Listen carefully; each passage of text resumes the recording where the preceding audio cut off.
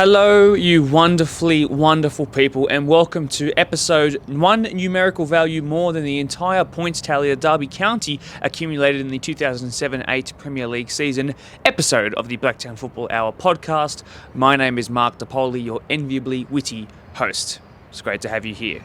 It is Female Football Week, and I'd like to take this time to thank all of the mothers, all of the aunties, all of the grandparents, all of the volunteers who are female, all the coaches who are female, the physios who are female, the managers who are female, the volunteers especially, and the mothers especially, because I know how much driving and work you guys have to do.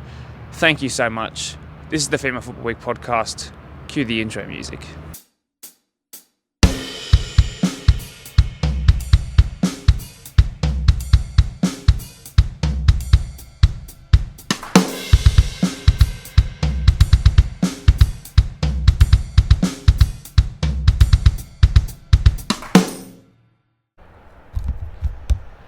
Yes, I've just finished recording, but I thought I'd come back and put this in the intro. Somebody bought a stick last night to Blacktown Football Park.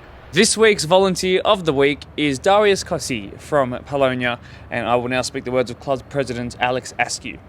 Darius has been a part of Polonia for many, many years. He has coached many champions within Polonia, and everyone knows who Darius is. The type of guy who would give the shirts off his own back to help people, always there to give a helping hand, and he just loves to help out the kids. Darius plays in our Premier League squad. He has two children playing in the under-7s and under-10s, respectively. Currently, he coaches for both of the under-7s teams, and he's also giving up his time to help coach and guide new members in our under-9s and both of our under-11s sides. That's 5 teams he is guiding. 5! He is down at Heber Park most nights, and then also at Chopham Park for his own training. Not only do all the kids love him, but we as a club do too. He is genuinely a good guy who has a heart of gold, and he thinks he's funny too, with a little smiley face. Some of his dad jokes are okay. That's a quote. Our club is so lucky, Polonia is so lucky to have him within the community, and is a much better place with Darius in it. A big thank you to Darius is the final 2 words there, with a lot of exclamation marks to go with it too. Darius, I know you personally, and I remember watching that little mini Riz under 7 side that you had. They were fluent and just wonderful to watch. You're a great coach, a great person, and a great player too. From the BDSFA to you, thank you. On this week's episode of the Blacktown Football Hour podcast, your regular match of the round segments, yes, of course, but more importantly, I decided to go and watch some female footballing games and chat to female footballers. It is Female Football Week after all. Throughout the episode, I'll throw in snippets of my conversations with the young players. Really, from my perspective, I'm just so happy to see so many young female footballers enjoying football. I think it's great. It's a great time for female football in this country, and it's just growing throughout the entire world. So even in the cold, and even during midweek games, these girls had smiles on their faces. So stick around and watch it. Match of the round previews, of course. We finally speak to Holroyd Rangers, the table toppers in the WPL, as well as the Blacktown-based Maribyrnong FC ahead of their match of the round this weekend on Sunday, who are looking to cause an upset are the Blacktown-based team. Don't be surprised if they do, to be honest. Stick around and find out why. Leave a like for Darius, by the way. It's just come to my mind. For Darius, leave a like on the episode. For the boys, we also had the pleasure of finally meeting the new faces at Eastern Creek Pioneer Soccer Club. Ahead of their match of the round at home at Morrow Reserve, just down there, the shortest away day that I'll have to do from the office against Quakers Hill Juniors, and of course you'll hear from Quakers Hill Juniors, who are finally making their return to the podcast, which is great. This is already going to be a really long episode with all the interviews that we have, so I'm going to try and keep this as succinct as possible, but we have so many interviews to get through, but it's such a good episode. It's really wholesome. You'll love it. Right, happy Female Football Week. Let's go chat to the under-16 ones girls of Quakers Hill Tigers. Okay, if we don't get started now for Female Football Week, the Quakers Hill Tigers Division 1's under-16s girls will never start at all. So we're finally here to talk about all things Female Football Week. What's your name, by the way? My name's Siobhan Pereira. Siobhan Pereira. Tell me about one inspirational woman in your life who's helped you play football or made you love football. One inspirational woman, there's 2. Yasmin Kaliki and Maddie Cash have been in our team for a while. So tell me about what those 2 people have done for you to help you love football or play football. They have made me love soccer. They're like a part of my family. And these girls here, all of them behind me, are the most amazing girls because I never thought I'd love soccer this much, but they make me love it even more. And Shanna from our soccer club, shout out to Shanna, who runs the whole club and does an amazing job. and my mum who drives me to all the games, and I'm sure all these girls can agree that all their mums are great because they drive them to their games. Awesome. Yeah. Anybody else have anything to add to that? Who else has got a really helpful mum? Definitely our manager Lee. She's been with us for like almost 8 years. I've known, like, most of us have known her for like so long, and she's just helped us through all our games. She's always been there. She's very supportive, and just thank you to her. Anybody have an answer to the following question? Okay, so think about young girls who are trying to get into soccer, might not want to play it. Maybe they're doing another sport, dancing or netball or something like that, with really high attendance rates. What's one reason you give them that they want to play soccer? Why do you play soccer? I play soccer because of the people that I play with. It's a great team sport, and I've made so many new friends on this team, and it's been great. Excellent. All right. Thank you very much.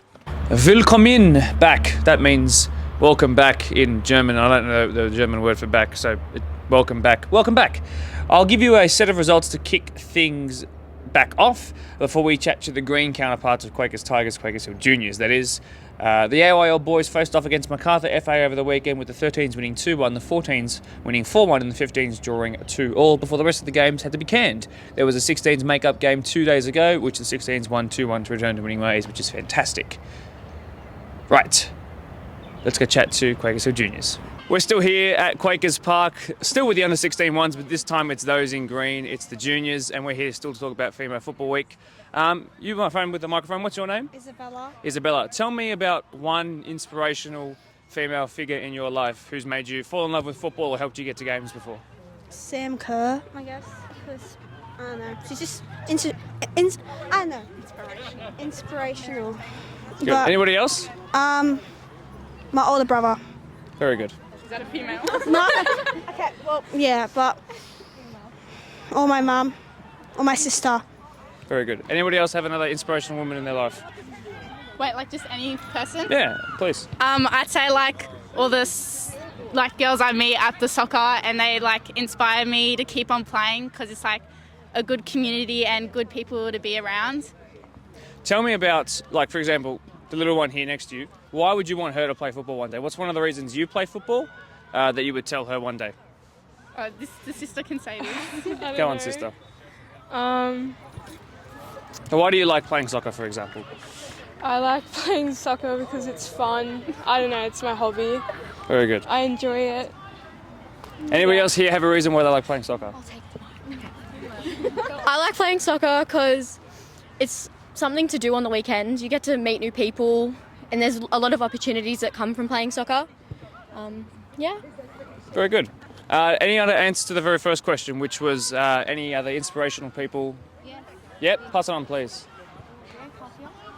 I'd probably say my best friend. She plays soccer too, and she kind of introduced me to it. Also, my mum, who drops me every day. She pays for my fee, so I love her very much for that.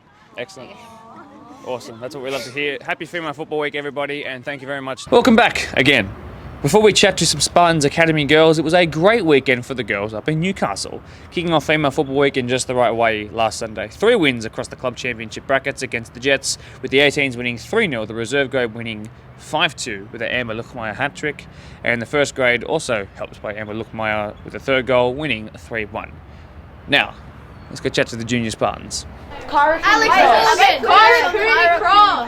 What a gun. Good. Oh, that's fine. Now think closer to home, like your mums, aunties, grandparents. Who brings you to football games, or football managers as well, like Trish? I need a story. I got a good story. Think of like when your mum took 3 days off work to take you to Illawarra or something. Do my mum. Is it videoing right now? Yes. No, Okay, just guys, give you stories. My mum records our games every week. She drives me all the way up to Newcastle like last week, and she takes time and storage from her phone to record our games. Oh, that's Yes, shout out to Boyden. Alright, next question. Is there more? Anybody else have a cool mum? Come on, surely. Sorry, I'm All not dads. cool. My mom's very No? Okay, all good. Shout out to Vanessa. Yeah, shout out to Vanessa. Vanessa Edwards. And yeah, Trish. Why? Beautiful manager, Audrey. Yeah. Why? Because she looks after us. What do they do? How? She manages the team very good. Yeah, most issues. Sends out the messages, helps us with everything, keeps us organised. She's amazing. Yeah. Yes. Welcome back.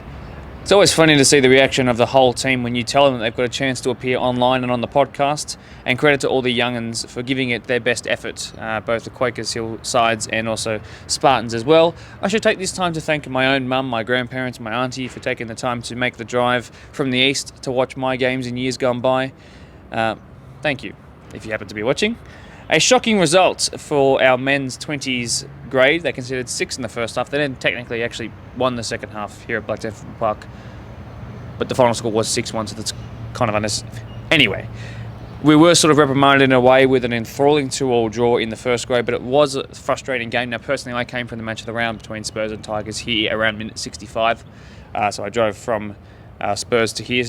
And basically we were down 2-0, and then we scored 2 goals past the 90th minute mark to draw it to 2-2, but it was a frustrating game because we should have done better. But still, we'll take a point, won't we? Still undefeated at home, by the way, and we're back here this weekend. Let's go back to Quakers Hill Park now. Another set of juniors, but this time it's the Women's Premier League side before they went out to play Greystanes. I chatted to them and they gave some truly wonderful and mature answers. I think you're going to enjoy this one. We are here at the home of Quakers Hill Juniors. They have a dual men's and women's Premier League clash here tonight on a midweek game on Wednesday nights. But we're here to talk about Female Football Week with the girls.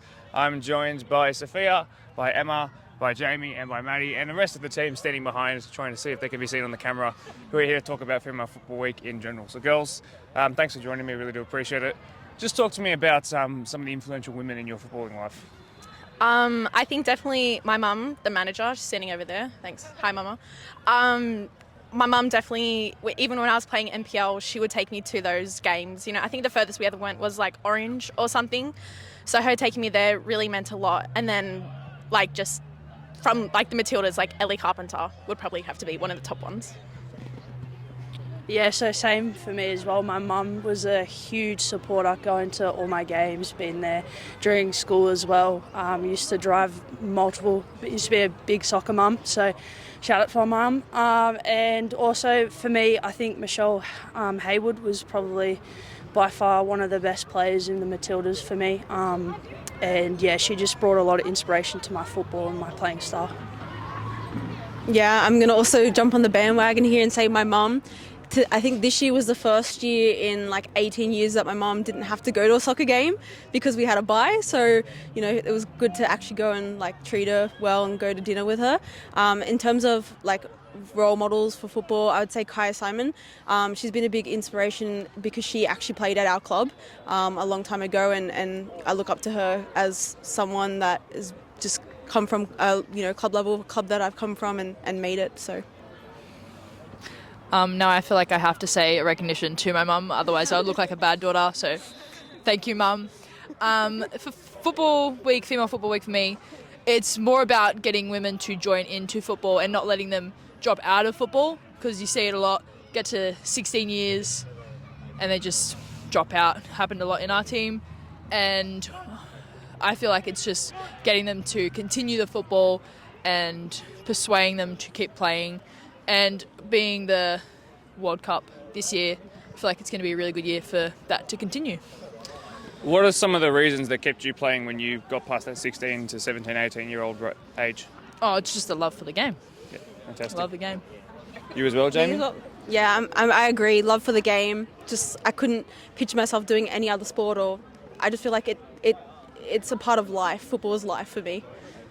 Yeah, definitely same for me, but also probably the quality, especially in the Blacktown area. I don't think we get much recognition, but we have really quality players, and sticking with the team, being loyal to the team is probably one of the best things. This is my first year at this club, but just the way I've been treated, I'm definitely going to be loyal to this club.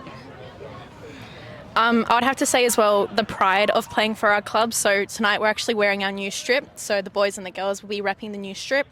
I think wearing this has intensified the pride that I, like myself and hopefully the rest of the team, has for the club. It's such an honour to wear it. And then as well, the friends that you make playing soccer has definitely contributed to wanting to play. Really well said. One final question I do have is just about the Women's Premier League in general. There was some fear going into it. I've already asked this question to the 2 match of the round teams ahead of this weekend's game. But I think now that we're 7 or 8 games in, or going into round out, I should say, there's a lot of love for it, and the viewership is growing. And I think even internally there was some fear around it. Maybe it would work, maybe it wouldn't. I think it's worked. I think it's a resounding yes to put next to that answer, or question, I should say. So what about for you? How have you found Women's Premier League, and have you come to love it too? I've absolutely loved it, every second of it. It's been such a journey, kind of, starting at the beginning of the season, half of us knew each other, half of us didn't, and now, we're all singing together in the change room and being absolute idiots. It's crazy what a team can do together when you start building together, building a relationship. And I think you can see it in our games. We're starting to play a lot better together, be more synced with one another. So it's really good to see that start to happen more. Yeah, I couldn't have said it better myself. I think you hit the nail on the head. I think it's been such a process, and it's been so much fun, especially with these girls behind us as well. So we're really looking forward to just putting our heads down and playing the rest of the season and seeing how it pans out. Yeah, I agree. It's nice for a change having, the combined districts come together and build such a strong competition. It's nice going into every game knowing that every game is going to be super tough and we have to put everything in. It just makes the game fun because you don't want to go out there beating teams by ridiculous amounts. It doesn't make the game fun, and having a challenge every week, it just makes it better. Yeah, it really improves the level of football. And, we come to the games ready to go. And, I remember, at that age when we got to 16, it was we're just here to win. There was really nothing in it. But now we've got this. It really steps up our game, improves us as a player and as a team. So, yeah. Fantastic. Lots of love for the Women's Premier League this year and with women's football in general. It is a World Cup year. It's the perfect time to have Female Football Week and talk about all things female football. Any other answers to add on to any of the questions today? Anyone? Any other reasons why people love football? Any other inspirations? Mums can I get a raise of hands for who has a great mum? Fantastic. That's every hand has gone up. Thank you, Quakers. I should let you go warm up. Appreciate it. Welcome back again. A shock upset in the WPL over the weekend with Winston Hills Bears picking up their first win of the season at home at Max Ruddock to Park Lee, no less. Fantastic. 2-0 for them. Castle Hill United beat Norwest 4-2 in the match of the round. Unfortunately, due to a glitch in the recording, I can't show any highlights or do a review of that game. I'm really sorry. Next time. Last night, 2-1, Holroyd extended their lead to the top with an away win at Kellyville. That's a huge 6-pointer for them. They're also our next guest on the podcast, by the way. As well, behind the interviews that we did, and the ones you've already seen, Grey Staines play up against Quakers Hill, as the ones that you just watched. And they beat them 3-1 after coming back from behind. Sticking with the Women's Premier League, let's go chat to Marion. In the middle of Female Football Week, of course, the Women's Premier League will still be going on this Sunday. I'm joined by Naji and Irini from Marion's Women's Premier League side, and they're here to talk to us again for the second time this year on the podcast. Really do appreciate them being here tonight. We've got some questions around female football in general. Of course, it is the week to ask those extra questions, but of course, asking them about their season so far, a little bit on the last match of the round that they played in as well, and what they expect from this one coming up this weekend in a huge one for them. We've got some pretty interesting questions, some ones that are going to test them as well. So I think they're going to be the perfect people to answer these, as we knew from last time when they featured on. Guys, thanks very much for joining us here.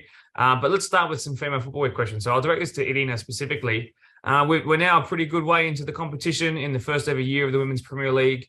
I'm hearing wonderful things, even though people were initially not so sure about it, whether they were on the outside looking in or the inside sort of looking out. But it seems like a lot of people have come to find a lot of enjoyment and fun, despite the extra travel times and the fact that it's the first year of the competition. For you specifically, and for maybe you can speak for those in the team around you, how's it been so far? Yeah, it's been pretty good. We've had a bit of a slow start to the season, which obviously is not ideal, but we've had a few injuries we've been struggling with since the start of the season. But the girls, we've got some new players, even from the last time when we spoke to you, to cover those injuries. And they all seem to be gelling really well in the team, which is good, and brings obviously some different players to the mix against the competition. And I think the teams that we've played against so far have all been strong opposition. I can't really say there's been one team that's sort of gone, they shouldn't be there, which is good because you want a nice strong competition to play against, especially in the first year. And I think overall, I think the girls have been pretty happy with how things have been going. Wonderful to hear. Very wonderful indeed. Naji, let me ask you this question. It's been a difficult start in terms of what we're seeing on paper and in terms of the score lines coming in of 90 minutes for you guys at Marion. It's the team that we got to watch up first in the match of the rounds, which could be a blessing or a curse. People could sort of look at how you were going straight away, and everyone's been able to watch before they play you at least. So whether that's a blessing or a curse or not, the reality is 6 games, 3 draws, 3 losses to go with it. Are you guys getting any closer to solving those sort of on-pitch problems? Are you getting close to that first set of 3 points, do you think? Yeah, look, I really think so. And again, I mean, I know we had a chat before we started, but apologies. I am in the car. The men's Premier League is about to kick off. I'm at Quakers Park as we speak. But look, as Irene said, we've had a very, very bad start to the year. Injury-wise. So, I mean, we're up to round 7, and I think we've got 3 girls playing their first game against Holroyd. And then, I mean, we were having a bit of a joke about it at training, how many weeks have we missed in total? And I think we got up to about 25 weeks missed across the team. So with us, look, we've been very lucky that we've got a team of under 18 girls that have been happy to help us out when we're short. I think we've borrowed, 4 of them almost every week just to get teams on the park and subs on the bench. And, with that, to have 3 wins, yes, 3 losses. But if you look at the table, we're only 5 points outside the top 4. So those 3 draws have actually gone a long way to keeping us in touch with the top end of the table. But look, excuses aside, injuries happen to every team. I believe we've been stricken big time. But now I think this week we should potentially have 14 of our own girls on the park, which we have not had all year. So this week will be a good week for us. And, it's a good time for these girls to come back, match of the round. So we should put forward a strong showing against Holroyd. And the girls have been training well, even the injured ones, they've been back at training for 3 weeks or so, getting their fitness up until certain injuries heal, which are things like, broken wrists and things like that. So they've stayed out of physical work, but they should be fit enough. And it should be a really good game on Sunday. Wow, yeah, I didn't know that the injury issues were running that deep. So interesting to know that it is that bad. I know that, for example, Quakers Hill pulled up to their most recent match of the round. Speak of Quakers Hill, considering that you're there with 1 person on the bench. But that was, I thought that was a one-off. But it sounds like you guys are dealing with that sort of thing every single week. So credit to you guys for, like you said, still being just within 2 match weeks and 6 points outside of or 5 points outside of the top 5. So that's very interesting indeed, or top 4 even. Irene, you're out there every week, and I know that there have been positives. Of course, you've had some tight draws, and you've played pretty much all of the teams now, bar just a couple. Is there a game, even if it wasn't one of the draws, is there a game so far out of the 6 that you could pick where you think you definitely should have, maybe on another day, would have got all 3 points from the game? Yes, quite a number of those, and I think the injuries, which we've discussed as a team, haven't helped us. But like Naji said, we've had the under 18s backing up for us every week, which has been a credit to them. They've rocked up every week and they've done everything we've asked of them, which has been great. But obviously, ideally, we want to have our players on the pitch, which would mean obviously a stronger side. So hopefully once, and a few of them, like Naji said, are coming back this week, which is really good. We're really excited to have them play. Like, one girl hasn't played all season. She's one of our centre backs. So it'll be great to have them on the park. Obviously that means it's going to take a little bit of time to sort of gel, because we haven't actually played with them on the field. But I think it should be good. You'll probably start seeing a few more results hopefully going our way in the next couple of weeks once we get those players back on the field. And centre back as well, such a key position to have, an injury in, certainly one of the most difficult. Interestingly as well, despite the fact that you guys are sitting at the foot of the table, you haven't actually got the worst defensive record in the league. And that's including the fact that just 2 weeks ago, you got blown out of the water by Norwest. It was 6-1 in the end. But I mean, let's say that game ended up being 1-0 to Norwest, your defensive record would actually be stellar. And it's not even that bad looking at it, considering the 6 goals that got shipped that day. Which is not commonly the case when teams sit at the bottom of the table, which means that these games are going down to the wire. They're very close. They're 1-0s or they're 2-1s. The problem has seemed to be up the other end for you guys, and that's that you can't seem to put it in the back of the net and put one next to the Marion badge. So can you tell me, is it more of a creating chances problem? Is it more of a finishing problem? Are you creating those chances but you can't finish? Naji, what do you think the issue has been so far when it comes to scoring goals? Look, scoring goals has been a bit of a problem for us, and there's no denying that. Look, defensively, we're extremely strong when the girls are there. And unfortunately for us, and speaking of injuries, basically one of our strikers as of last week is gone for the season. So we want to recruit again. And our other striker has been forced to play injured almost every game. So she's been going on and off for 20 minutes. So we have been lacking that little bit of, finishing power up top. And look, and any of the games that we've been on live stream or any of the games that any other clubs have recorded, it is extremely obvious. We've got a very creative midfield. We've got a very strong defensive line who's actually fit enough and capable of running up and down the field when needed to actually make attacks happen. But when you've got, when three of the injuries are across the strike force and one of them has just caused one of them to call it quits for the year. And look, this week I think will be a little bit different. We do have a little bit of attacking power back, so they're starting to come back. There's still two girls that are waiting to come, but we're waiting for to come back. But from this week on, I think it should start getting a little bit better for us up front, because look, that has been our biggest problem. And I can name about 3 games for you where the results didn't go our way, where if our girls up front were fit and capable of actually playing the role that they need to play, the games would have gone a completely different way. If you had to pick, just I have another question that's jumped up there, but if you had to pick one of those results, which one will come to mind first, do you think? As in, which one of the results should have gone our way? Yeah. I mean, look, all 3 draws could have gone either way. Look, Castle Hill, in all credit to them, we didn't equalise at the back end of the game. They did control a big chunk of that game. Look, even the Park Lee game where it was 2-0 their way, with, a bit of strike power up front, which unfortunately we were lacking that game, could have gone anyway, because the game was basically a battle of the midfield that, against Park Lee. The ball stayed between the 2 18-yard boxes for the majority of the game. They created a couple of chances, took advantage of them, and we struggled to get that finishing touch, to get somebody making that right run up front, or somebody who's fit enough that was on the field to do it.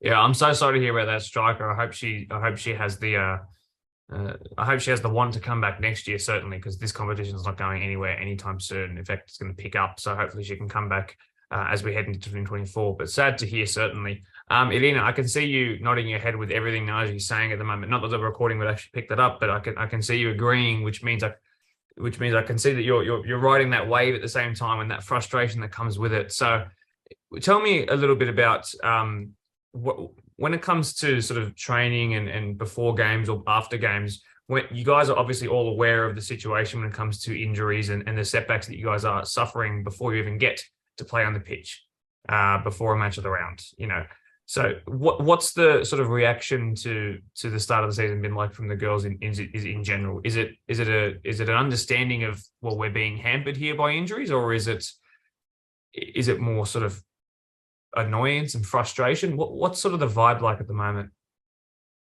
I think overall the vibe's pretty positive, considering, like I said, the amount of injuries and stuff we've had. The girls are rocking up every week, wanting to train twice a week as well. There was discussions to go down to 1 night a week, and the girls said that they prefer to stay with the 2 nights a week because we needed the extra training, which is great. And I think overall, the girls rock up every week and we want to play for each other. And I think that's part of the reason why, like you said, those results may not have gone our way, but they have been quite close, because we've stuck to it, even though we knew that we were hampered by obviously the front line being a little bit under the weather with, different things going on. But, credit to the midfield and the back line, we stuck it out, and we, rode the wave and kept trying to create chances, even though we knew potentially that some of those chances weren't going to obviously be finished in the back of the net. So I think hopefully once, like Naji says, we get back some of our firepower up front, I think it's going to make a major difference to our game. Yeah, good to hear. Very good to hear indeed. Naji, my last sort of question, unless something else springs to mind, is obviously ahead of the match of the round this weekend. That's why we do these segments on the podcast. Holroyd at top of the table with 4 wins from 5 games, the other one being a draw. They're a very good team. We would be aware of them, or you guys would be aware of them from the all-age ones competition in years gone by. your game plan going into this, is it a more pessimistic / realistic approach where you're setting up to try and stay in the game, or are you planning to attack it with the return of some of your key players? What's the thought process for you right now? I mean, look, going into the game, basically, like I said, this will probably be the first game where we get 14 of our own girls in. So going into this game is going to be basically back to square one and actually playing the type of football we want to play. So, regardless of their position on the table, yes, look, they're an extremely strong side. Even though it's only six games in for them, I think they've got a game in hand, or from memory, but I could be wrong. You don't get those results by luck. So they obviously deserve to be where they are. And whether they deserve it or not, I know the capabilities that this team has. And we will not go out there to sit back and just absorb pressure and hope for the best. We're going to go out and actually try and win the game. Oh, really good to hear. And I think that's the attitude that's needed. And I think if the team, even if half of them just watch this segment back on the podcast, make sure you leave a like when you do. I think it'd be good to know that their coach fully backs them against any opposition. I think that's absolutely needed. And of course, as I've been saying the last couple of weeks, the Blacktown teams, I always wish them a bit more luck than every other team.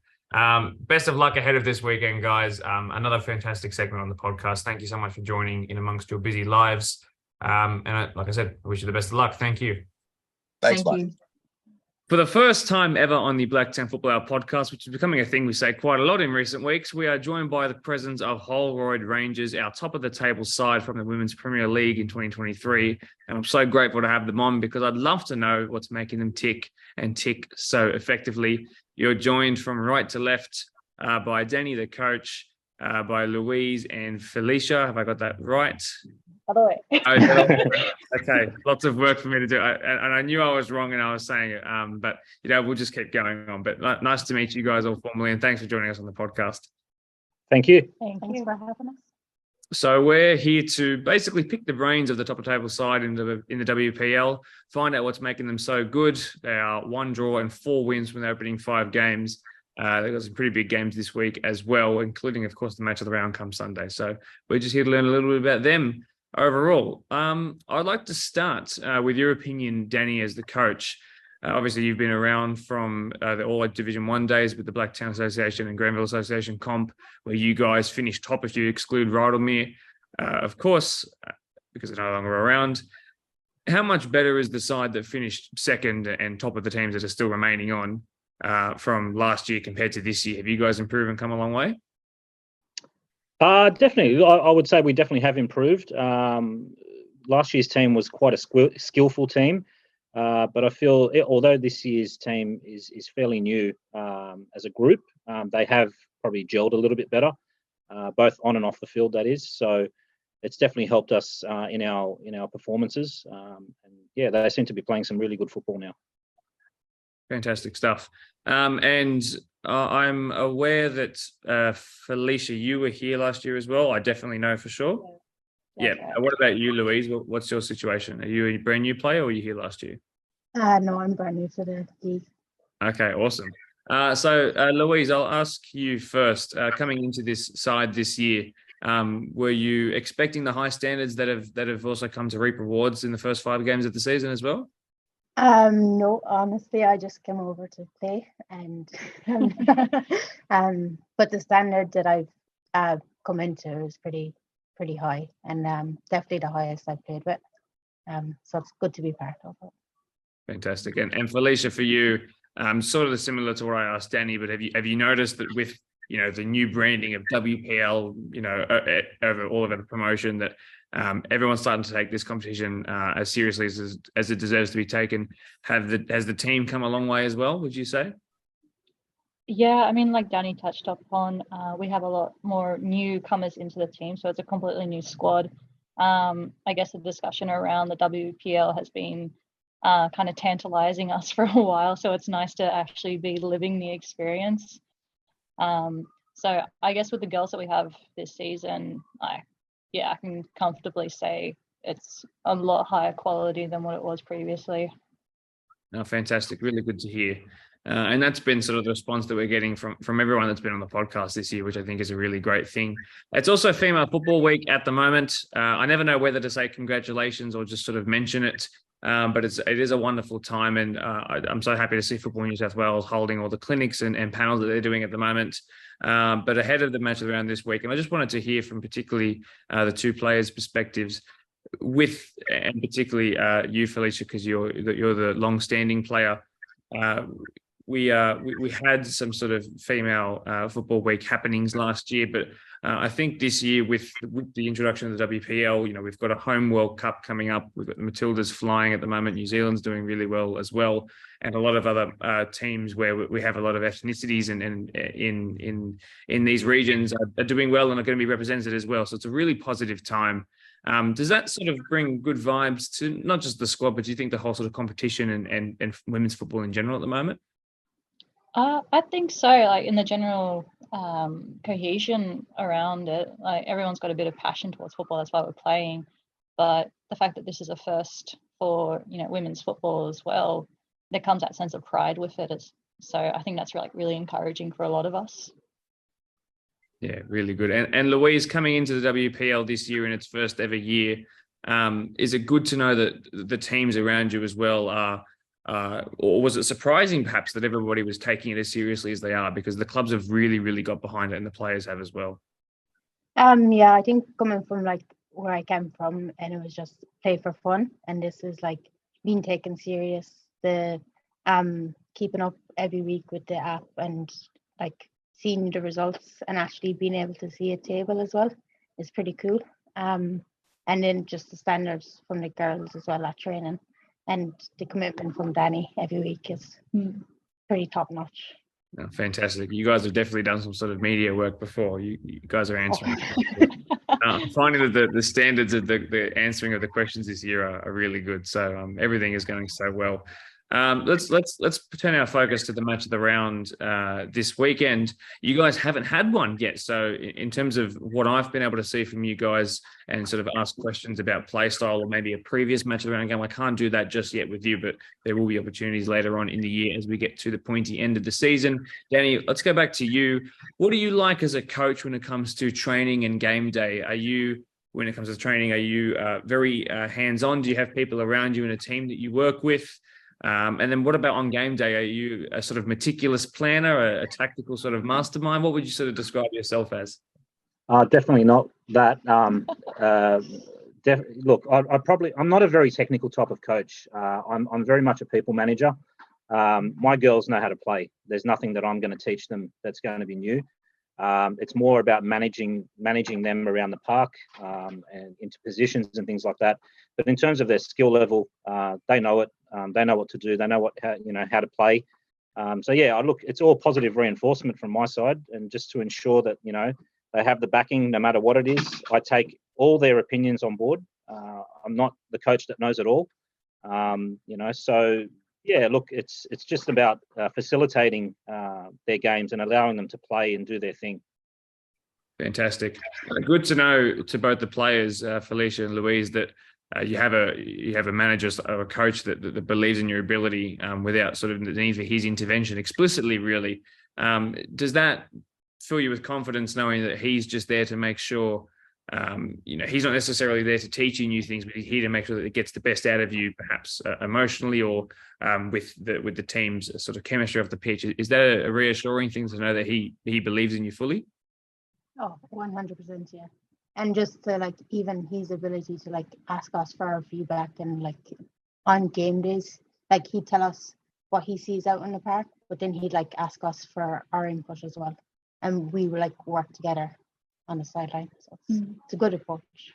Yeah, I agree. It's very opening rather than, I guess, that narrowing tunnel focus. So it allows that room for that discussion to happen. Very, very good. Very, very good to see indeed. Now, you guys, as I've mentioned a couple of times already, you've had an undefeated start to the season. 5 games in, that's 4 wins and a draw from it. You've only dropped 2 points from the entire that's available so far, which is amazing. Before we talk about the most recent game, which happened on the most recent Sunday just gone by, I'd like you to pick out, maybe Danny can do one and then the players can pick one as well. Let's go with the best performance of the season so far and why, and then maybe pick out the performance that you'd like to pick apart a bit more and wish you could do over again. So, Danny, I'll start with you. Do you have a couple of sentences on either of those? Yeah. Look, probably our match against Norwest was the most complete. It was just a full 90-minute performance where we didn't let off. We played really, really good football consistently. Got a solid win, but I'm not looking really too far into how many goals we score and so on. It's just about making sure that we play that complete game. Our not so great game, I would probably put down to our last competition match against Castle Hill. Although we got the win, I feel we weren't at our best. We played well in patches, but it wasn't a complete performance.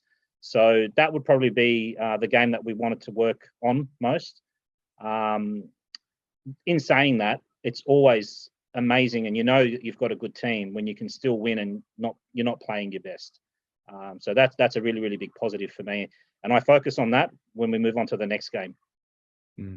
And to Felicia and Louise, is that something that you sort of agree with, or do you have another game that you think maybe you played particularly well in personally or individually, perhaps? I can't remember. I would agree with Castle Hill that on that day we didn't perform the way we usually play. We didn't play to our game. We went to Castle Hill. We went out on the pitch and allowed them to play and just didn't show up at all. So we were very lucky to win 4-2 on that one. But for the best game, I'm not sure. Yeah, no, I feel can't remember. Everything's just kind of blurred into one. I would say even our draw against it was Parkley, wasn't it? Yeah, I feel that one gave us a lot of pressure and edge and made us really hungry. So I guess in terms of performance, honestly, when I play the game, I can't remember much. Afterwards, I think all the adrenaline hits your mind.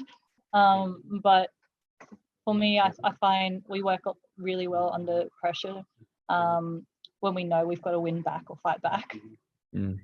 I guess one of the benefits of the match of the round when you have it early is that you can look back early in the season and make adjustments. But when you have them later in the year, the benefit becomes that when it comes to crunch time and you get those important wins, those digital memories will be there for a long, long time.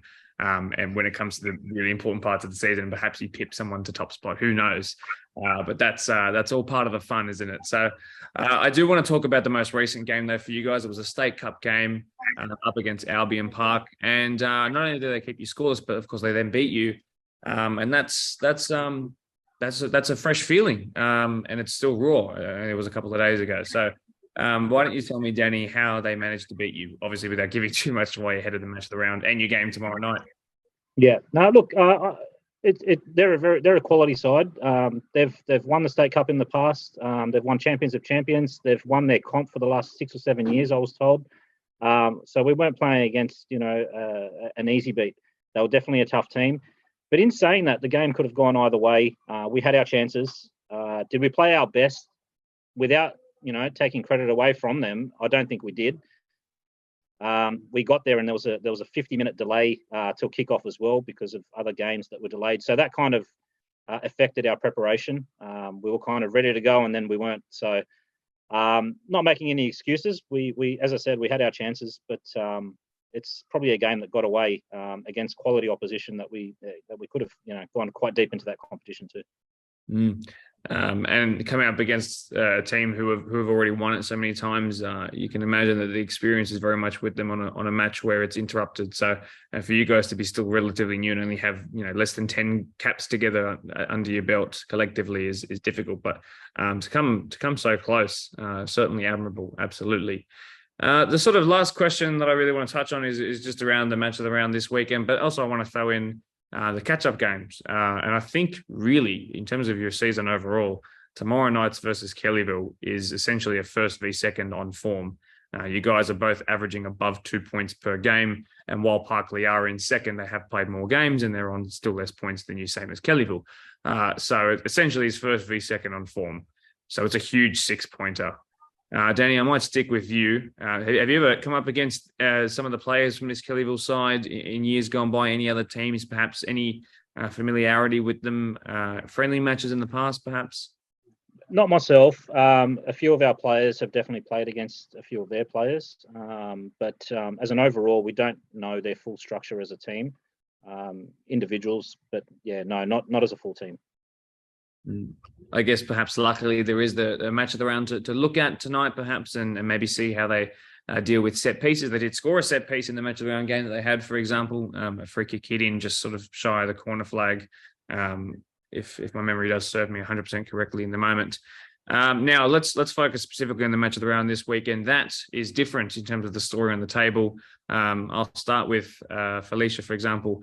They are coming down towards the bottom, and while they have amassed 3 points and 3 draws, they are certainly capable, but not playing their best football just yet. So how important is it, especially coming away from first v second, to keep the momentum going and to not let your heads drop or standards drop, for example? It's very important. I suppose that's why we're a team at the end of the day.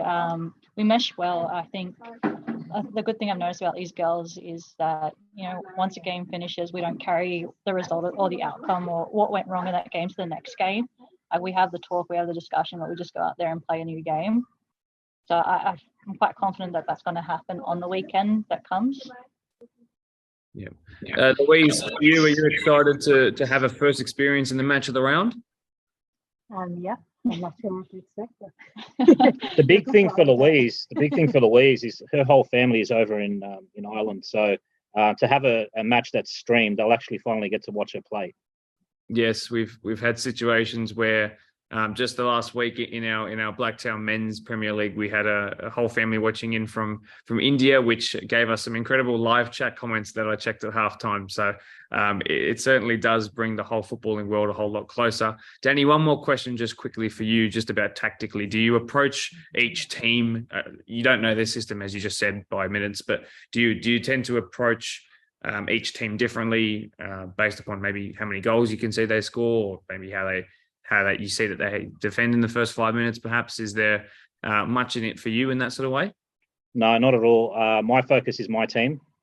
Every game we approach, we approach and we talk about what we can control, and that's us. So we can't really control what they're going to do until we see them do it. So look, there are no easy games in this competition, regardless of where teams are sitting, regardless of who we've played and our results. They haven't been easy games. Not a single game has been an easy win. So we have to approach everything with caution and be ready to react. Holroyd Rangers, ultra professional and ultra keen to finally get on the match of the round for the first time in the WPL in its inaugural year in 2023. Thank you to Danny, Felicia and Louise for their contribution today. Wonderful debut on the podcast as well. And I wish you all the best of luck come Sunday, 3 p.m. Thanks, Mark. Thank you very much. Hello again. Make sure you leave a like on the episode if you're enjoying what you see so far. Leave a like for Female Football Week. In the Deploy Premier League 2, we've had plenty of games in both midweek and last Saturday, including the match of the round. Let's leave the match of the round till last, though. Some results. Glenwood Redbacks tied 3-3 with Minchinbury in a thriller. Oakville have now had the same 4-2 scoreline in the last 3 weeks. 4-2 in their favour, 4-2 against them, and then 4-2 again in their favour, and that was a win over St Pat's. On Tuesday, Spurs fell to Minchinbury. Spurs fell to Minchinbury 2-1, I should say. Quakers Tigers beat Polonia 5-1 last night, but on Saturday, they beat Premier Spurs 3-0 in the match of the round. Let's do some analysing, shall we? For the first time in 35 minutes, Byron Grandemage swapped flanks using his stronger right boot to cross it in, perfectly finding the salmon that is Kieran O'Hanlon. Fantastic glancing header across the keeper to open up the scoring. It was the right winger, the right fullback and the left winger who had swapped over, which created a brief overload, which was too much for Spurs to handle in the heat of the moment, which allowed the cross to come in. Great cross. The leap is so well timed by the diminutive striker. 1-0 it was. Miskin, McAuliffe, McLennan. The Triple M formed a perfectly fluid triangle down the far right-hand side in the second half. McLennan with a quick couple of step-overs, being one of the last to receive the ball out of the Triple M. Then a little shimmy to lose 2 oppressors from Spurs. O'Hanlon then returned the favour to Byron with a perfect first-time pass as he fell over, before Grandemage then beat another for good measure, then finishing via a deflection. Selfless play by multiple Tigers players as they put themselves 2 to the good. With just over 15 minutes to go, Spurs gave it away again in midfield. It wasn't the first time it happened throughout the game, but this time it led to the third goal, and it would be punished. The former Sydney FC man McAuliffe dinked this oh so wonderfully for King Byron Grandamange, but not, of course, after McLennan and McAuliffe combined to put the pressure on. King Byron then had a great finish past a good goalkeeper. Spurs a victim of their own giveaway. But what about the pass, by the way, by McAuliffe? Right. All 4 matches of the round teams are either in green or yellow or a combination of the two this weekend. Let's go meet the hosts that are playing on Saturday, Eastern Creek. A word of warning, by the way, this is probably the funniest interview I've done all year. For the first time in 2023, outside of the media day, we are joined by Eastern Creek Pioneer Soccer Club ahead of their Men's Premier League match of the round this week and up against Quakers at Morrow Reserve. I'm very excited to have them on because they have some new faces to meet, some new brand of football that they are going with this year, and some pretty funny personalities that I've met in just the last 5 minutes or so in meeting some of their new players. I'm joined by Mitchell Hinton, who is the coach this weekend, but is the son of their normal coach, Danny, who's away somewhere in Queensland doing whatever he is. New Zealand, yeah. I'm joined by Liam Polinsky as well, who's in the middle of the 3 Eastern Creek boys, and of course you've met Joe Dunn in years gone by. Thanks very much for joining us tonight, lads. No worries, thanks for having us. Let's get straight into the questions, I think. So it's great to have you guys on. As I said, it's the 3rd time I've met you actually in person. First time as a first grade coach this weekend, so congratulations to you. Now, I've already mentioned about you being the son of, so you've stepped up this weekend. Are you excited to do that? Yeah, it's exciting, it's challenging. Hopefully the boys respond to it. Mm-hmm. Bit of banter, but yeah, hopefully they listen to me. Mm-hmm. It'll be good. How are you finding it with the reserve grade this year? Are you enjoying yourself? And I'm sure you're being primed one day in a couple of years to take the first grade spot as well? Yeah, it's good. It's different to last season. It's a lot tougher. So we knew this step up would be challenging, and I think the boys are accepting it. And a bit of a rut at the moment, but we'll be right. Now, because it's been so far into the season, it's hard to talk about the entire season so far. If we were 4 matches in, we could talk about the first 3 games individually, but it's too hard to now. I do want to talk about the start of the year. A 5-all, a 4-all. I want to know, were you guys making a case to be on the match of the round every week at that point? Because we were sitting in the office thinking we want to have these guys on as soon as possible. 100%. I think it's the Eastern Creek way. Since we've been in Blacktown, it's just we can score goals, but unfortunately we're conceding them too. But we make sure we entertain everybody. That's very good. In the first 5 games, I think you'd scored minimum 3 and conceded minimum 3 in each game. So in terms of actually being on the sideline for those games, what were the emotions that you were feeling like at that time? I suppose it's hard to explain, but when we're up, exciting. When we're down, not very happy. But yeah, I suppose it's a roller coaster of emotions during those games, and yeah, it is what it is. Fantastic. I'll get you to pass the microphone to Liam because it's good that we finally get to meet him. Now, your brother's been in this space for a little while and convinced you to come over here. So talk to us about being part of this very jovial, very banterous group of players. What's it been like so far? Yeah, so coming from like an NPL background, it's completely different. I guess the banter it's mental. It's unreal in this team. It's the reason I came across, to be completely honest, but the football's not too bad either. And I guess, yeah, the boys just make you keep coming back every Wednesday night on a freezing cold night. Joe, I'll ask you because I spoke to you at Media Day, and I get you to just move in a little bit as well, just in case you're creeping off camera there. I wouldn't want you to miss out on all the airtime. He's ugly anyway. But you guys, when I spoke to you, talked about the expectations for this year and trying to reevaluate after being a promoted team. Of course, to start the way you guys have, had this been an interview 4 days ago, you were second, right? Now that's changed a little bit because the comp is so close in that top 5, top 6 sort of area. But you know, you're very high up there. Is this what you guys were expecting, or is this a bit of an overachievement so far?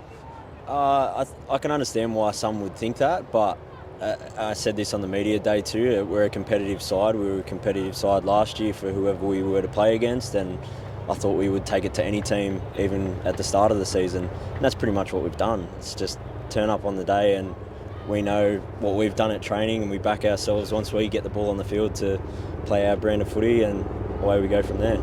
Now, a couple of weeks ago, I get you to pass it back to Mitch. I asked Prospect, sorry about the helicopter going overhead. I asked Mitch now, but I asked Prospect about the promoted sort of playoff. So you guys played Prospect in a crazy 4-3 game.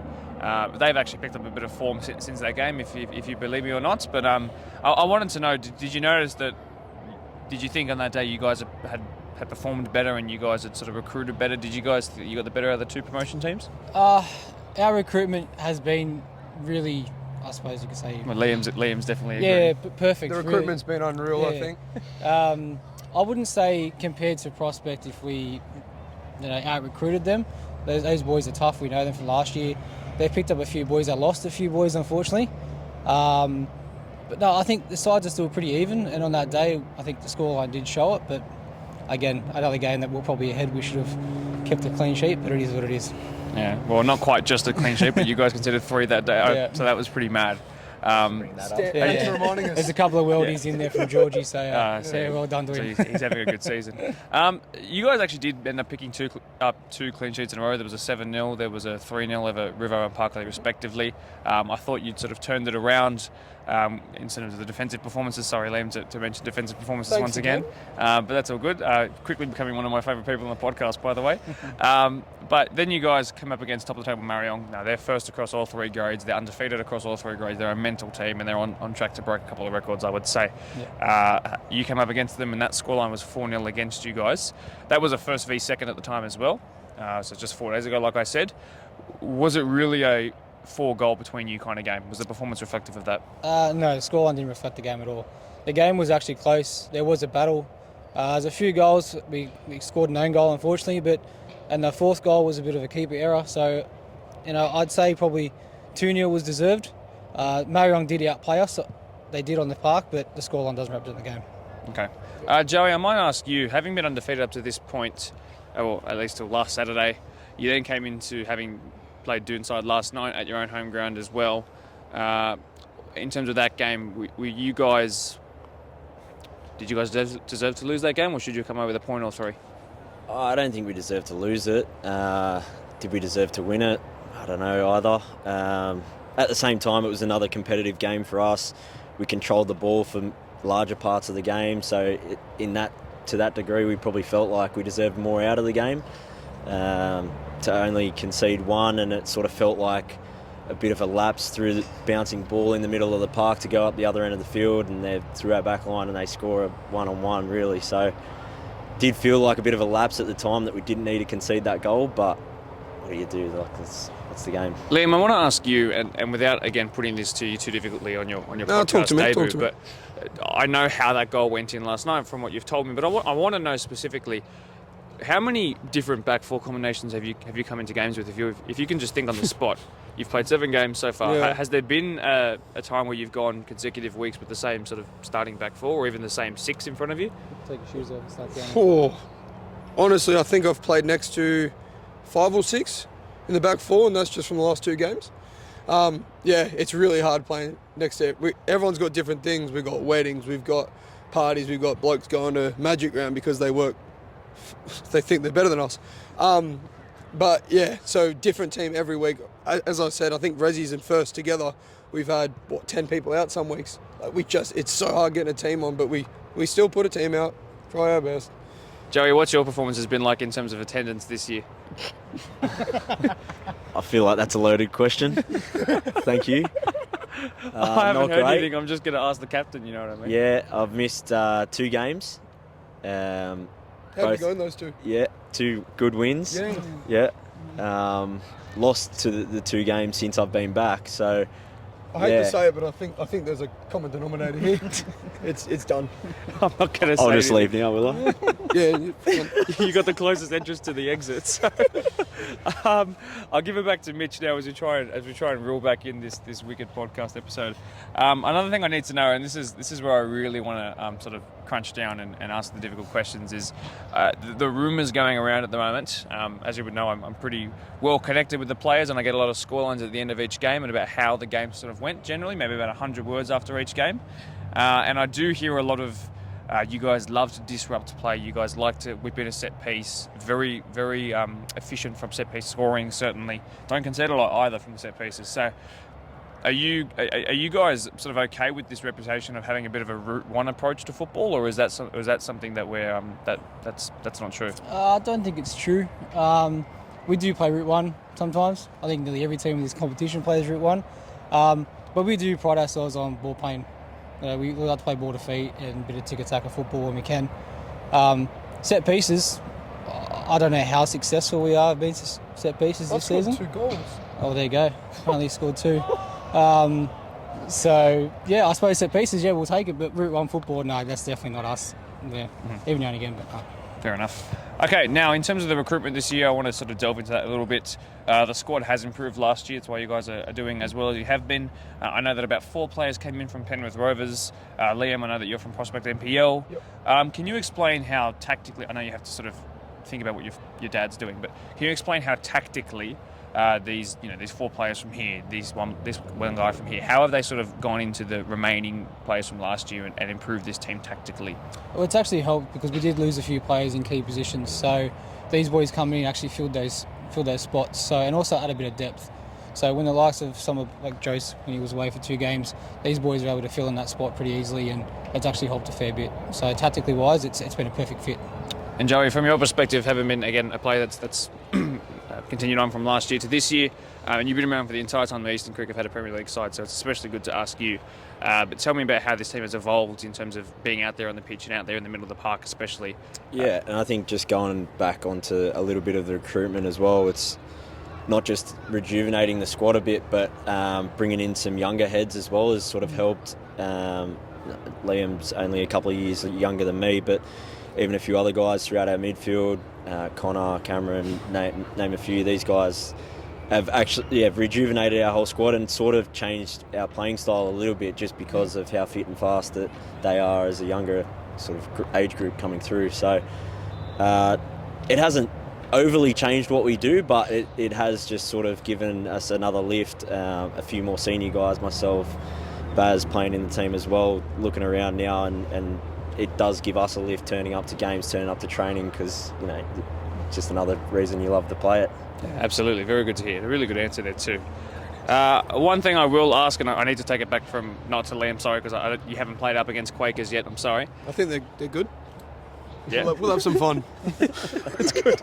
That's the pretty much analysis you guys came here for. We'll start our own little match of the day here. So you would have seen, I'm sure because you're a football fanatic, you've seen Quakers in some capacity in years gone by.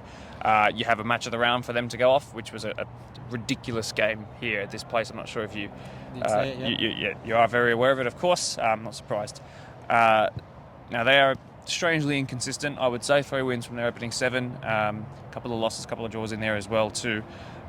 What are your expectations from this game, or what are you expecting from them? And what are you hoping for? 1 point, 3 points, 9 points? I'm hoping for 3 points. It'd be very nice to take 3 points away and stick it to the old man ways in New Zealand. But Quakers will be tough. I know they will be a strong side over the past years that we've seen, and even the match of the round game that they played, they are a strong side.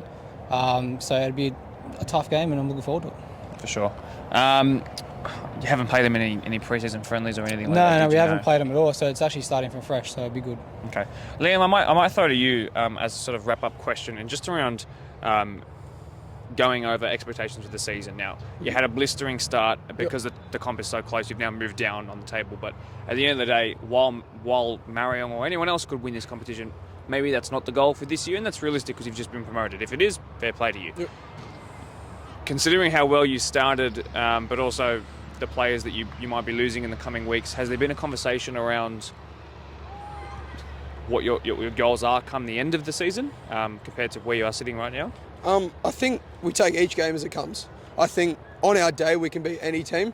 So yes, we can say we want to go for the title. Every team wants to go for the title. Let's be realistic. But I think if we get into that finals positions, we can really take it to any team in that finals position and then take it to the grand final. Absolutely. Don't see why we can't take it out. Absolutely. Anything can happen on those one-off days, and we've seen it in so many times in years gone by. It's going to be a really good game, and I think it'll be one to remember. I've got a strangely good feeling about this game, so I'm really looking forward to it. Guys, as always, thanks very much for featuring on the Blacktown Football Hour podcast, and see you next time. Welcome back once again. I hope you had some great laughs. We're almost at the end of the episode now. Leave a like if you're enjoying.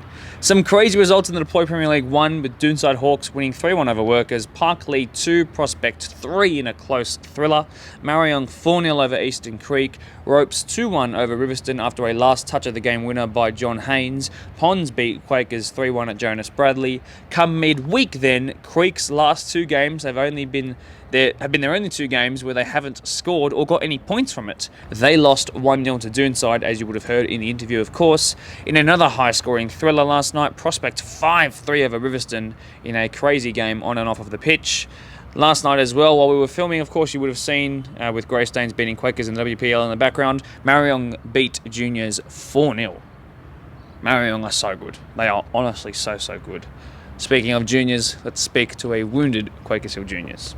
I am joined by a person you've come to become very familiar with over the last couple of years of doing the Blacktown Football Hour podcast, Jules Bourne-Bark, the head coach of Quakers Hill Juniors Premier League men's side. Thanks for joining us, Jules. No, pleasure as always, mate. He's recently become a father, as you would know, so the fact that he can fit this in as well as his other commitments, as well as his other podcast commitments as well, is very admirable indeed. So great to have him on, as always. But we're here to test his ball knowledge and his opinion on things, and of course ask him all the difficult questions, because he's one of the best when it comes to answering those. So we'll get straight into it. First of all, great to have you back, and thank you for being willing to answer all the difficult questions. I do appreciate it. It's a really close league this year, which I think you'll find enjoyable if it goes your way come the end of the year. So pretty much, just to make sure I get this correct, from 2nd to 7th, only separated by 5 points. It's very, very close. A win can bump a team up by 3 positions or 4 places even sometimes, depending on how the rest of the results go. The problem is for these guys this weekend, you're facing a team that falls outside that 2nd to 7th bracket. They're in 1st. By a long way, undefeated, only 1 draw and 2 points lost all year. A very good team. It was a great fixture last year between you guys. It's also a replay of the reserve grade grand final, which is amazing in its own right, and I'm really looking forward to it. But right now, you guys are 3 wins from your opening 7 games. So what's going wrong at the moment, and are you sort of satisfied with how the season's gone so far, or not? Look, I think realistically, points-wise, there's been some games that we've obviously dropped points from winning positions, or maybe not got enough out of a game for our dominance, and whatever that may be. And look, obviously there's different factors to that. There's execution of our philosophy and our game plan, or we've had probably above average number of players in and out each week. It's been a bit of a challenge in that respect. But in saying that, I think the overall feeling around the group is that if we look at the games where we maybe shouldn't have dropped those points, or we know that we should have got something out of those games, sometimes even a win, where we haven't, would be in a very different position. So the building blocks are there, and it's a very long season. So we're not hitting the panic button just yet. We've got plenty of football to play, and we're playing good football. It's just about executing to the levels that we know we can with the quality that we have in the group, and we'll get there for sure. I'm about to ask you a question about a certain match of the round game that didn't go your way, but let's just say you actually did get 3 points from that game that happened here at Blacktown Football Park. You'd be in a very different position, and I'd be probably toning these questions in a different way to you. But that's not the way it's gone, but I'll leave the cliffhanger hanging until we get to that point. I do want to ask, just a bit impromptu here, is there a team that you think has really sort of stood out in terms of maybe has come really far? I admire you tactically as a coach. I think your work in the NPL space would pay testament to that. So I always like to ask for your opinion on this. Is there a team that's given you a really good test this year that perhaps you were more fortunate to come away with a win, or is there perhaps the inverse of that? Maybe a team that's you weren't as impressed with along the way? Oh, look, I think in terms of teams I've been impressed with, I think individually the players at Doonside are fantastic, and it's a testament to their group. Extremely hardworking, extremely fit, extremely physical. They're a great test, and they always have been historically, and they're going to continue to be from the first showing that we had a couple of weeks ago. So I think in that respect, individually, I think they're brilliant. There hasn't been, to be honest, many teams that haven't impressed me in some way, shape or form, whether it be through their physicality, their individual abilities, or at times, sometimes their tactical or their heart. Not to bring up the game, obviously, that we're going to talk about very soon, but to come back from any game when you're 3-0 down, regardless of mistakes from the opposition, takes a lot of character and a lot of guts. So, you got to take your hat off to teams that can do that. Absolutely. And that's why the competition is so close this year, and that's why there's a couple of teams that were down towards the bottom maybe half a month ago who are now making their way back up as well. So it really feels like anyone can beat anyone, and I think that makes these games really interesting. The problem is there is one team that seems to be the outlier there in that they are just winning everything at the moment. In fact, they in the first v second over the weekend, they came away as 4-0 winners. So we'll get to Mariong in a couple of minutes as well, but let's take it back to this game that I'm sure you didn't want to mention too much about, but right, I'm really glad that you're happy to. Context-wise, you're 3-0 up here in a match of the round within 27 minutes against Rivo, against a coach that you know really well as a person, football-wise and away from football as well. So there was that element to it as well. There's been some great games against Riverstone in the years gone by as well, so that added another layer to it. Again, 3-0 up, 3-all it gets to. The funny thing is, it was 3-all for a little bit, and there was about 10 more minutes before Riverstone eventually found their very late winner. You made a couple of changes, I remember, to try and fight back, and in fact, the reason why you did concede is because you had players forward who were willing to and had the bravery to actually try and find you a winner, which I commend. But that's not what happened, and football has a cookie that crumbles a strange way sometimes. What on earth happened in that game? Let's go back to the moment Gatsby Gray went off. Yeah, sure. That was a momentum shift like I've never seen before, like to the levels of like Iran versus Australia, 1997. Still was gives that me the nightmares, moment? that I'm game. sure it does. I wasn't alive, so I wouldn't know. I just watched the reports. Come on, mate. I'm sorry. That's a low blow. I'm sorry. That over 35 comp is calling soon. It is. Look, momentum shift. Do you look at that as the first moment where things started to go wrong? Oh, look, it's very hard not to. I think it was probably just a lack of concentration from, experienced players that normally, so uncharacteristic of, the mistake from the players that made that mistake for that first goal. And then I think it's the way in which the second goal came about very, very quickly. I think that was probably the biggest momentum shift. So that 2 or 3 minute period is what sort of killed the game or sort of shifted the momentum a little bit.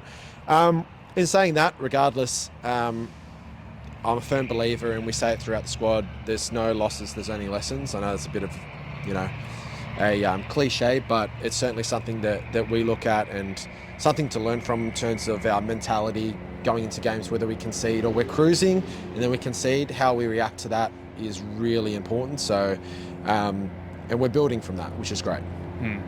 That was a strange day in a lot of ways for you, where I think on a different day, even off of the pitch, it could have been different. For example, you lost your ability to walk that day, and for someone who is usually animated on the sidelines, you weren't able to. There was also the element of a massive stoppage time delay, which again, that momentum shift that I talk about. Riverstone had called their players over 20 seconds later after the restart. They had found a goal. It was all strange. It was just a strange day in a lot of ways, but to Riverstone's credit, it went their way. 100%, and full credit to them. As you said, me and Shane know each other very well ever since I was a kid, basically. So I've got a lot of time for Shane. Me and him talk, whether it be off season or in season.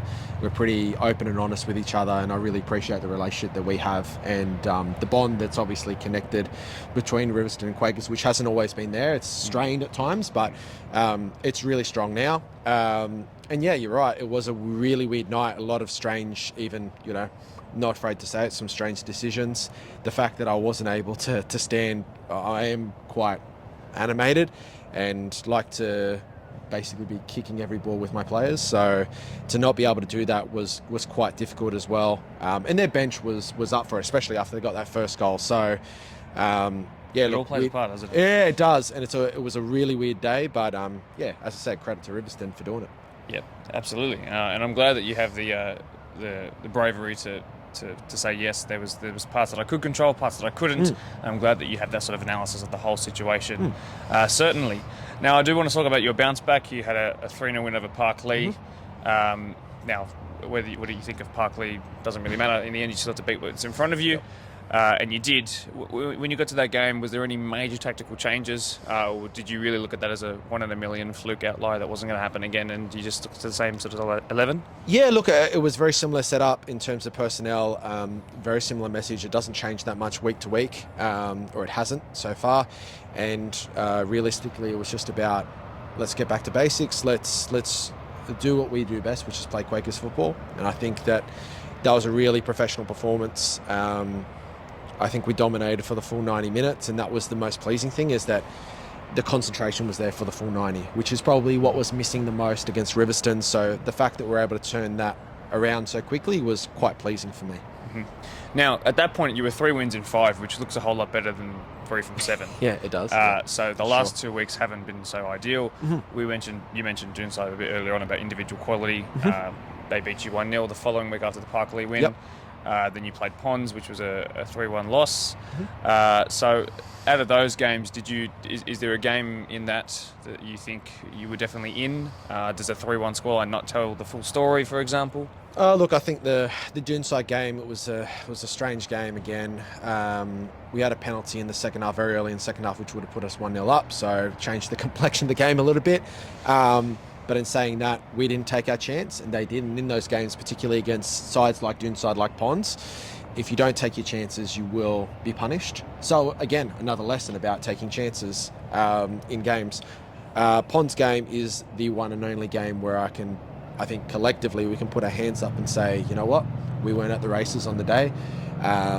We just capitulated a little bit in the first half, and trying to get back from a 3-0 deficit against Ponds, near impossible. Very experienced players, know how to slow the game down, know how to play time management, and they were excellent as well, and defensively resolute. So as you expect from a Ponds side. So yeah, that was the issue there. Yeah, and personnel-wise, they're only getting stronger as each week goes absolutely. by, which is the rumours that I hear. I don't look at the team sheets every week, but it's always better to play Ponds at least this season now rather than the next week. Yeah, for and sure. rather than the next week after that. So I can understand that certainly. And again, credit to you for being able to admit that. It's very rare that we'll be saying that Quakers Hill will have 3 losses in a row, but if Marion's form is to say anything, it's that they could beat anyone in this competition, and maybe that's their expectation too. It's a big one this weekend. It's all Wednesday. Sorry, that's tomorrow. Forgive me. Yep. Yes. So, and then you've got an even bigger one in the match of the round come Saturday. Okay. So 2 huge games, all against green-wearing teams as well. So it'll be quite a green week for you. Yeah. Are you prepared for tomorrow? Yeah, definitely. It's interesting. I think we've all sort of had a bit of a think about what we did at Ponds, and sort of reassessed a couple of things, and just sort of, for lack of a better term, taken a chill pill, which I think we all needed to do, myself included as well. We're definitely ready for tomorrow. There's no pressure on us, zero. The fact is, Marion are top of the tree. Haven't dropped 2 points, I think. Correct. 2 points in the whole competition. Still in State Cup. Still in Cotton Cup. Doing fantastic. Undefeated across all 3 grades, by the way, which is incredible. So yeah, pressure I think is quite squarely on them to keep that run going. So we got good home form historically, even going back to last year. So we'll see what happens. Grand final replay in the reserve grade as well. Does that excite you? It does. So I'm actually taking reserve grade at the moment as well, whilst my assistant head coach Alec Nikolovsky's over in WA for work. So they've been building. There's quite a few results that could have gone a very different way for reserves, and the momentum shift has started to happen, even from just the warm-up in the Marion game that we didn't get to play the other week. Mm-hmm. I could see it shift. So from there, we've obviously won the game from behind at Ponds in reserve grade, and I think it's going to be a really good game tomorrow. Very good. Let's talk about the all-important match of the round game. That's the one where, of course, you'll be able to watch the live stream to all of our viewers. This is a team who everybody knows now, very physical. Their players and their staff and all of the Eastern Creek personnel are there and are very excitable on the sidelines, which really does help. They create a home atmosphere no matter where they go. We saw that last year in the grand finals, for example. And they're also playing some good football that's bringing them some results. Yep. Have you been able to watch Eastern Creek at all I don't think they've featured on the match of the round, have No, they haven't. No, This is their debut in the first grade, and last year's kind of hard to go off because they got so many new players in. Exactly. It would be null and void to watch any of which I have in the past. Obviously, when we come up against opponents, it's a good tool to have the Blacktown, match of the round. So I use that as much as I can. But like you said, it's not much point to use it because they have changed so much, and I know that. They've integrated themselves seamlessly into the BDSFA 1 Premier League competition, and credit to them. They're going to be a very big test, obviously scoring a bucket load of goals with the exception of the weekend. So we know that we're going to be up for it. They're going to be up for it, especially it's their first match around in PL1. So yeah, we're expecting a physical contest, hopefully a fair one too. They've now minimum scored 3 goals in every single game, bar this weekend's game just gone by. They've also now conceded minimum 3 goals in every single game, unless I have mixed up a single result, but I'm fairly certain that every single game has involved at least Crazy 3 goals conceded. scorelines. Absolutely mental games. 2-5, 5 all, 2-4 alls. It's been crazy. So they are definitely vulnerable at times. But it sounds like they really do keep themselves in the game for the full 90, and you have to be wary of that. Which, going off the last match of the round, sorry to grill you, is difficult to say for sure. Have you spoken about the results of what times perhaps they're scoring through our games, how they're scoring goals? There are rumours about how they're scoring goals, for example. Yeah, look, I do pay attention to certain elements like you've just mentioned there, or try to at least, and think about how tactically we can work around that to obviously get the best out of the game or the best out of the moments of the game. But in saying that, we haven't focused too much on Eastern Creek at the moment because I've been a very firm believer in one game at a time this year. And I'm really trying to hammer that home. So next job is Marion. After Marion, we'll obviously refocus, me and the coaching staff, and look towards Eastern Creek. But in the back of my mind, I have a couple of things that obviously I've noted, and I'm sure they're the same as well. They've been able to see us in a match of the round, so I'm sure they've done their homework as well. I'm sure they have, and a very talented coaching staff that is forming along there as well, that will be there for a long, long time, I'm sure. Jules, really do appreciate it. Appreciate it, Thanks mate, very much. as always. Thank you. Wow, what a busy episode it was, but I think it was a really good one. So I hope you've all enjoyed, and thank you all so much as ever for watching. Let me know in the comments who you think is going to win the Champions League, who you think is going to win the FA Cup, and of course, most importantly, who is going to win the Isuzu Ute A-League Grand Final between Melbourne City and Central Coast Mariners at CommBank Stadium. Let me know in the comments. Leave a like, of course, for Female Football Week. Once again, thank you to all of the mothers, the coaches, the managers, the volunteers, the players who are female. You make the footballing world go round. So much love for all of you guys, and I hope you've enjoyed your special week and what's left of it still to come too this weekend. But until next week, Thursday, cue the outro music.